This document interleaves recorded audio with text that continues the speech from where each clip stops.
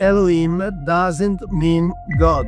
A lot of Christians are aware of that. Jesus is every man. He's you on your journey. The Bible is a very clear historical book. Those ideas have been completely taboo. 𝗦𝘂𝗯𝘀𝗁𝗀. For most of the history of Christianity, ET, contact, or a populated universe, those ideas have been completely taboo. But in the beginning of Christianity, they were not. If you go to early church fathers like Origen, Clement of Alexandria, Justin Marcion, they were all quite clear that in the Bible, by which I mean the Old Testament, the Hebrew canon, they were very clear that among the stories of that canon were stories of other kinds of entities that really merited a serious study, and those stories shouldn't be read at face value as God's stories. So that belief was part of the mainstream of Christianity in the beginning. Many of those church fathers were highly influenced by Plato, and Plato was a proponent of paleocontact. He argued that not only did we have contact in the deep past, but that we were genetically altered through contact with other species.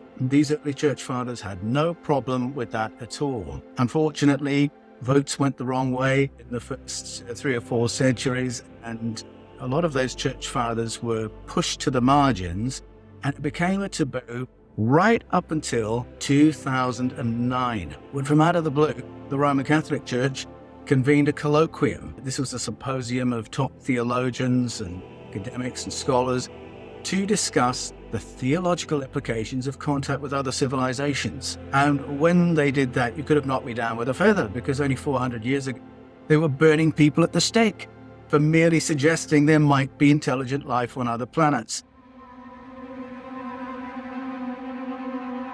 If one reads the Bible without the glasses of the theologians, one can absolutely understand that the Bible doesn't speak about a spiritual God. I want to give you precision. I don't questioning the existence of God. It's not my concern. I only want to say in my work about this book. And this book doesn't speak about God, but God can absolutely exist. It's not a problem with that I deal in my books. The fate is a personal choice, and I don't speak about the fate, about God. I only want to tell what the Bible really says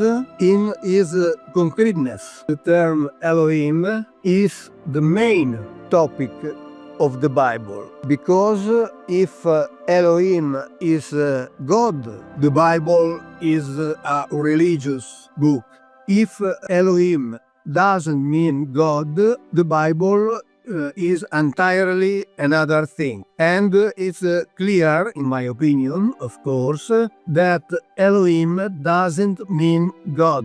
And if you read the Bible with this concept, you can find that the Bible is a very clear historical book. Elohim is a plural term which is always translated in a singular form, God. But what's important is to read the term God in the Bible. We have a tone, of course, because we find always God in the context in which this term is put. Because the term Elohim has a meaning which actually is a noun. Its meaning is a noun. So I suggest to let it translated.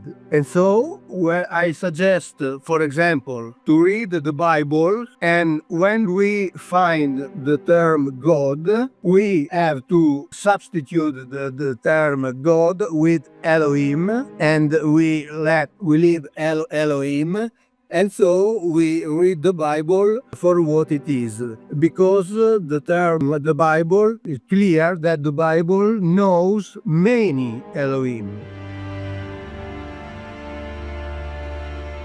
The Christians limited the canon as well to get rid of some of those because those ideas were a bit too interesting. One of the most interesting exclusions was in the definition of the Hebrew canon that decided the Book of Enoch wouldn't be in it. And if you want to know what's in the Book of Enoch, it's easy to find. It wasn't burned, thank goodness. It wasn't buried in the desert and lost like the Gnostic text. It was buried in the desert for its protection, because after Emperor Theodosius, non-Orthodox ideas were more or less illegal, and then it resurfaced after the Second World War. But during all that time, you could have just taken a trip to Ethiopia and read one of their Bibles, because they kept the Book of Enoch in it. Or whether you buy one off Amazon or you go to Ethiopia and read one of their Bibles, get into the Book of Enoch, and it won't take you long before you work out why it wasn't included. And that's because it's quite developed in the ideas of what contact with non-human visitors meant in the deep past. And I've mentioned beings like Asherah, 𝗦𝗂𝗯𝘂𝗰𝗀𝗀𝗏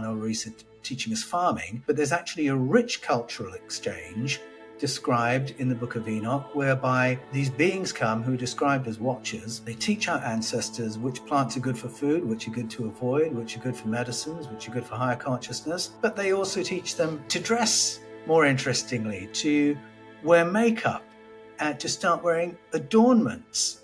And you realize the whole human experience is being enriched by this contact, and it gives a lot more layers to the story, which is only glancingly referenced in Genesis 6 as a story of visitation and hybridization. So a lot of Christians are aware of that, and some Christians have a notion of a populated cosmos because Genesis 6 mentions these non-human hybridizers. But I love the Book of Enoch. It really is a fascinating book. It is an ancient book. It's written by an ancient person with an ancient worldview, but in the thought forms of the day, he's trying to process experiences and cultural memory using the language that he had available. We can read that today and say, I think I know what he's telling us. Jesus is every man. He's you on your journey. And the figure in the ancient pagan myths is not just of a father and son, God as father, God as son, which is what you get obviously in Christianity, but it's also God as mother, or goddess as mother and daughter. And what's interesting is that the conclusion that Peter and I came to was that the Gnostic Christians, far from being later heretics, were the creators of the Jesus mythology. They were the original Christians. They, in their other Gospels, of which we now have a lot, there is also a mother and daughter, and that is Sophia. Often they have different names, but the two aspects of Sophia is one of them. And in the Gospel story that most people know, that is represented by the two Marys, Mary the Mother and Mary Magdalene. When we talked earlier about the Christ being the spirit, or the pneuma, which is where we're all one, that is represented by the male principle, and the psyche, or the soul, is represented by the female. So in terms of the God the Father is the pneumatic presence from which everything arises, and the goddess is all form. So when I talked about it forming, she's that. So we're in her now. She's everything, every touch, every color, you think of the ancient, the Egyptians knew it. The night sky is the goddess. It's like everything within the cosmos is her. But it's also, so it's all form and it's soul, but it's your soul. And the idea here, the one that I want to revise, but the ancient idea is you've fallen, and Mary Magdalene is this fallen soul. And she is purified by Jesus for 7 demons, and that's, we know it today as the 7 chakras. It's actually an ancient idea of the 7 planets, which you get also in Mithraism and in ancient paganism. So she's purified, and then she becomes the wise soul. And she becomes, in the Gnostic mythology, she becomes the teacher of the disciples after Christ dies. She's the wise soul. She discovers that the tomb is empty, and she then teaches all of the foolish men, actually, in the story. And the men are the signs of the zodiac. That's the 12 around Jesus. In fact, one of the Gnostic Gospels, you see him standing in the middle leading a dance, and he will call out, and there's call and refrain, And these are the 12 signs of the zodiac, which you also get in all the other traditions. So the idea there, which people again today probably know more through the East than they do the West, but it's the Western tradition from Pythagoras, is that the soul is on the wheel of grief, and it's going round and round, incarnating on the wheel of grief, and it needs to get off the wheel by going to the center, which doesn't move, and that's the spirit or the Christ.